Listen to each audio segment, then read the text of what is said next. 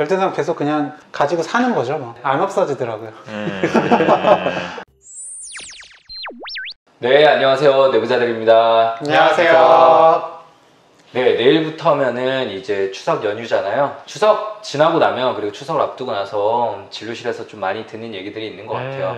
걱정 미리 많이 하시죠? 네, 집에 내려가기 싫다고 하시는 분들이 올해도 어김없이 많이 계셨습니다. 네, 결국 그 얘기를 다 들어보면은 가장 핵심적인 감정은 뭐냐, 이제 열등감을 자극받는 상황들이 너무 많이 벌어지죠. 네, 어디 사촌 대학 누구는. 갔다더라. 그렇죠. 네, 누구는 뭐 결혼했다더라. 취직했다더라. 네. 그래서 오늘은 열등감에 대해서 좀 얘기를 해보려고 해요. 먼저 오동훈 박사님, 학사, 석사, 박사.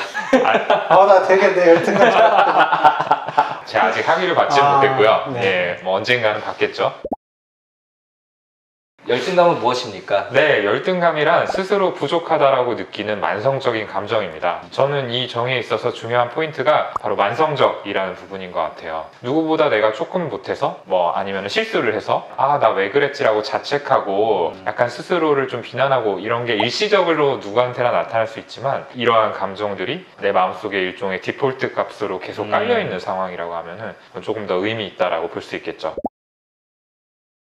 저희들 같은 경우는 좀 어떻게 열등감이라는 게 있을지, 경험해본 열등감이 있었는지. 저를 보시는 거 보니까 네, 저는 얘기 많이 했는데 이게 만성적인 감정이다라고 했잖아요. 저는 초중고 때부터 이제 친하게 지낸 친구가 있는데 그 친구가 굉장히 공부도 잘하고 운동도 잘했습니다. 친하게 지내면서도 항상 그 친구를 보면 왜 나는 저렇게 못할까 라는 생각에 열등감이 심했어요. 너는 이러이러한 게 있으니까 자신감을 가져도 된다, 자신감을 가져라 라고 그때도 얘기를 해줬었거든요. 그 감정이 여전히 이 옆에 두 멤버에 비해서 왜 나는 이렇게 말을 잘하지 못하고 목소리도 저렇게 좋지 못하고 이렇게 잘 풀어서 얘기를 못할까 라는 그런 열등감들이 아직도 남아있다.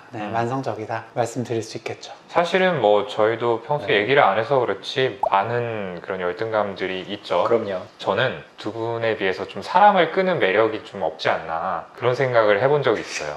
아니 그거는 억지로 막 짜는 아니 거예요. 평소에 하고 있던 생각인데 갑작스럽게 밝히게 돼서 좀 그런데요. 네, 아무튼 그렇습니다.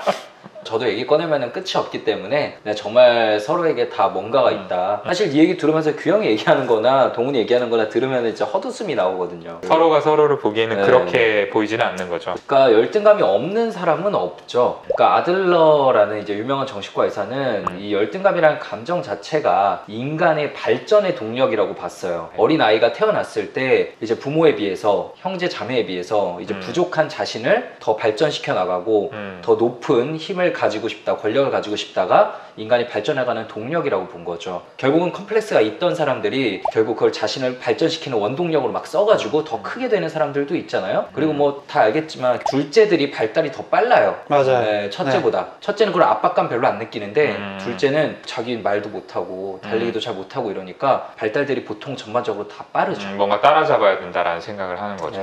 그래서 아들러는 열등감 컴플렉스, 이 단어를 만든 사람인데 이거 자체가 나쁜 거 아니라고 봤어요. 그거를 내가 어떻게 대하느냐, 그게 문제인 거죠. 그러니까 결국에 이 열등감이라는 건 인간이라면 누구나 가질 수밖에 없는, 사실 사회생활이라는 걸 하기 때문에 당연히 생길 수밖에 없는 감정이고 그 정도의 차이는 물론 있겠지만요. 그렇기 때문에 이 자체가 나쁜 거라고 볼 수 없고 내가 어떻게 다루느냐에 따라서 어떤 의미를 가질지는 결정이 된다. 그리고 억지로 밀어낼 필요가 없다. 이렇게 좀 정리를 해볼 수 있을 것 같네요.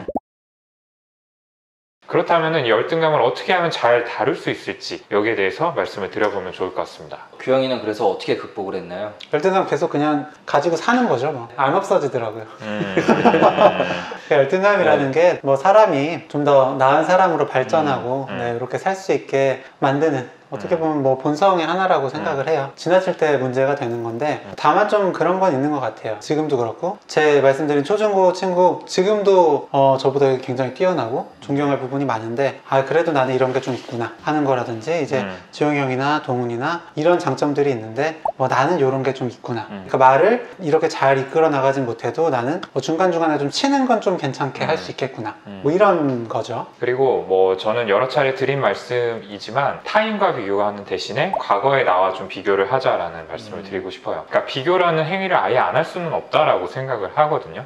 정신 승리하고 현재 내가 가진 것만 가지고 그냥 살자라고 있다고 하면은 그것도 말이 안 되잖아요. 사실 타인과의 비교는 좀 불공정해요. 맞아요. 애초에 갖춘 것 자체가 너무 다른 경우들도 있고요. 이런 것들에 대해서 뭐 내가 바꿀 수 없는 부분들이 너무 크게 작용을 하기 때문에 나만 자책을 하면서 나는 왜 이런 것들을 갖지 못했냐라고 열등감을 갖는 거는 나한테 좀 너무한 일이라는 거죠. 대신에 이제 과거의 나와 비교를 한다면은 어느 정도 출발점이 같은 상태에서 내가 어떻게 노력하느냐에 따라서 아웃풋을 좀 다르게 뽑아낼 수 있는 여지가 있잖아요. 그래서 나 자신이 이전과 달리 어떻게 변했는지 이 점을 좀 체크해보고 앞으로는 지금과 달리 어떻게 변해질 수 있는지 이런 부분들을 염두에 두셨으면 좋겠습니다. 저도 아무리 뭐 멋있는 목소리로 말하려고 노력해도 사실 동훈이 같은 목소리 안 나오고 제가 아무리 멋있어지려고 해도 규영이 같은 얼굴이 안 되고 쉽지 않죠. 어쨌든 지금 둘 말한 게 정답이라고 생각하고요. 아까 제가 소개한 아들러라는 사람은 이런 것들을 오히려 공동체 의식을 통해서 좀 극복할 수 있다고 했어요. 서로가 연대되는 느낌, 오히려 내가 남을 도와주면서 얻을 수 있는 그 느낌으로 극복할 수 있다고 했는데요. 사실 많은 분들께서 진료실에서 만나는 분들 중에 좀 본인의 낮은 자존감이 있다, 열등감이 있다라고 느끼시는 분들이 이걸 승화시켜서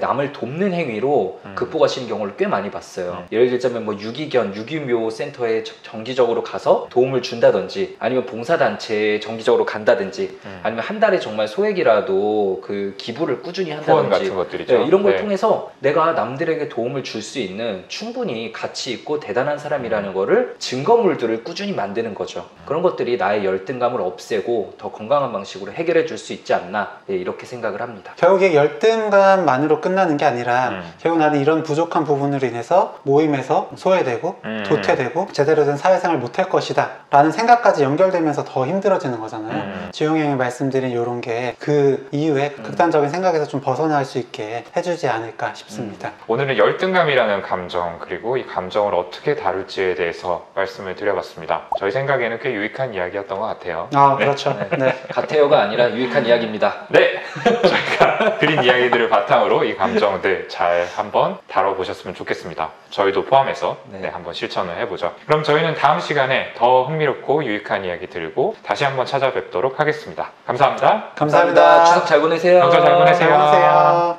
오늘 영상 조금이라도 재밌고 유익하셨다면 구독, 네 좋아요 댓글 쓰기 알림 설정까지 네 꼭 부탁드립니다. 감사합니다. 감사합니다.